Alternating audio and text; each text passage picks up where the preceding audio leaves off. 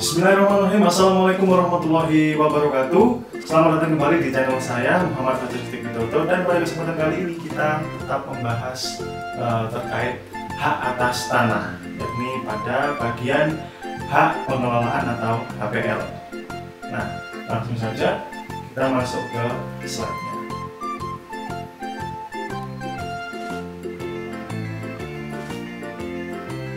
Nah, ini merupakan video yang ke-8. Sebelum mulai pembahasan mengenai hak pengelolaan, silahkan bagi teman-teman yang belum subscribe, silahkan subscribe terlebih dahulu dan jangan lupa tekan tombol loncengnya. Dan nanti di akhir video, jika teman-teman suka, silahkan pencet tombol like-nya dan ya harapannya tidak tombol jempol ke bawah. Oke, kita mulai.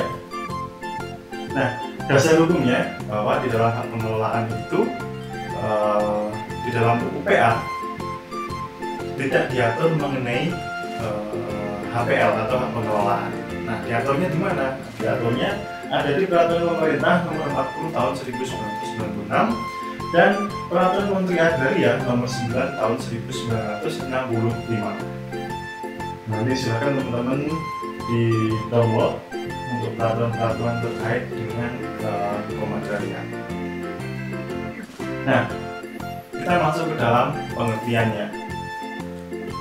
Pengertian dari hak pengelolaan itu adalah hak menguasai dari negara yang kewenangan pelaksanaannya sebagian dilimpahkan kepada pemegangnya. Nah, di sini saya membaginya ke dalam 3 penjabaran.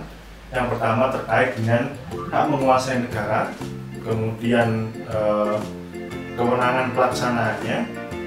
Yang ketiga itu adalah sebagian kewenangan yang dilimpahkan kepada pemegang haknya. Nah, untuk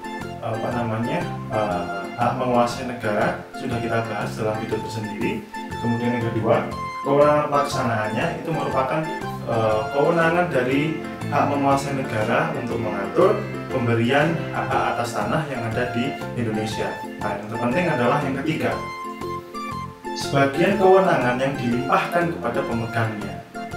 Nah, jadi ada hak menguasai negara, tanah yang dikuasai langsung oleh negara, kemudian diberikan kepada sebagian kewenangannya untuk mengatur itu tadi diberikan kepada pemegangnya. Nah, kewenangannya apa saja? Mari kita lihat bersama-sama. Nah, yang pertama, merencanakan peruntukan dan penggunaan tanah tersebut. B. Menggunakan tanah tersebut untuk keperluan pelaksanaan tugasnya. Yang C. Menyerahkan bagian-bagian dari tanah tersebut kepada pihak ketiga dengan hak pakai yang berjangka waktu 6 tahun. D. Menerima uang memasukkan ganti rugi dan atau uang wajib tahunan. Nah, kemudian di huruf C-nya itu ada penjelasan lebih lanjut terkait dengan pemegang hak pengelolaan yang memberikan hak atas tanahnya itu untuk dibebani oleh hak lainnya. Nah, di sini disebutkan haknya adalah hak pakai yang sudah kita bahas di video sebelumnya. Nah, tanah yang dimaksud adalah tanah yang luas maksimum 1000 meter persegi.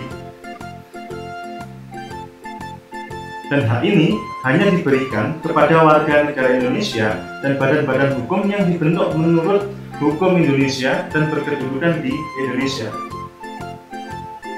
Yang ketiga, pemberian hak untuk yang pertama kali saja dengan ketentuan bahwa perubahan, perpanjangan, dan penggantian hak tersebut akan dilakukan oleh instansi agraria yang bersangkutan dengan pada asasnya tidak mengurangi penghasilan yang diterima sebelumnya oleh pemegang haknya.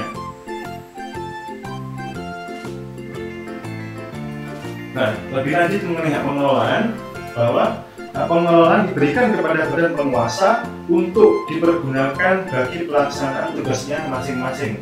Nah, ini diberikan kepada instansi-instansi yang ada di daerah atau instansi pusat yang memiliki badan atau dinas yang ada di daerah-daerah.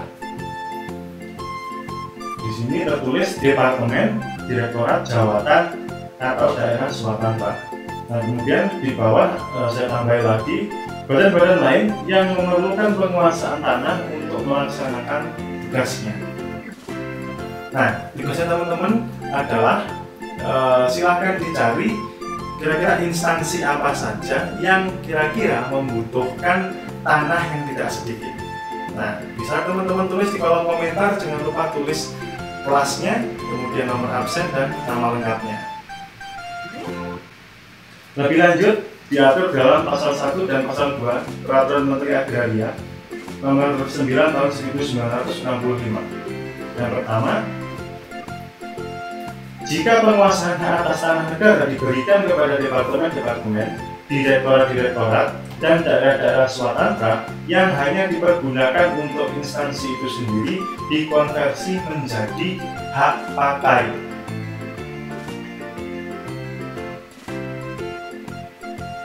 Nah, kemudian yang kedua, jika penguasaan hak atas tanah negara dipergunakan untuk kepentingan instansi itu sendiri dan juga dapat diberikan kepada pihak ketiga, maka hak penguasaan tersebut menjadi hak pengelolaan. Jadi instansi-instansi yang tidak bisa melakukan tugasnya atau melakukan fungsinya itu secara individual, jadi memerlukan pihak ketiga untuk melaksanakan tugasnya, maka di pihak ketiga ini nanti yang memegang hak pengelolaan.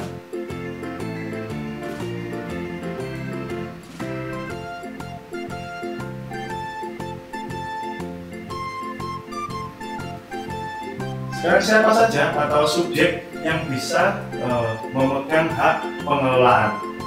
Nah, yang pertama adalah instansi pemerintah termasuk pemerintah daerah, kemudian Badan Usaha Milik Negara (BUMN), Badan Usaha Milik Daerah atau BUMD, PT Persero. Nah, kenapa PT harus Persero?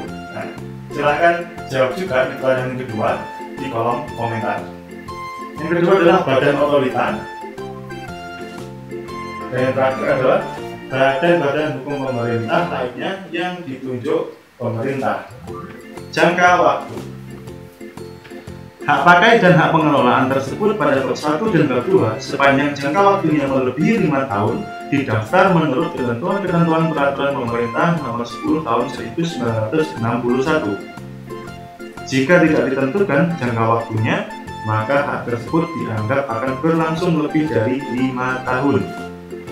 Jika hak tersebut pada pasal 1 dan 2 belum didaftar pada kantor pendaftaran tanah, maka pemegang hak yang bersangkutan wajib datang pada kantor pendaftaran tanah yang bersangkutan untuk mendaftarkannya dengan mempergunakan data isian yang jumlahnya akan ditetapkan tersendiri. Nah, jadi meskipun digunakan oleh instansi-instansi pemerintah, namun pendaftarannya harus sesuai dengan mekanisme yang telah ditentukan.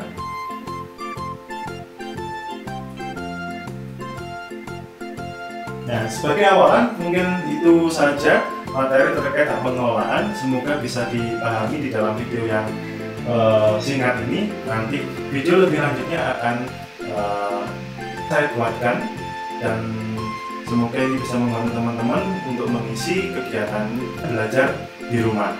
Sekian dari saya, mohon maaf bila ada salah kata. Wassalamualaikum warahmatullahi wabarakatuh.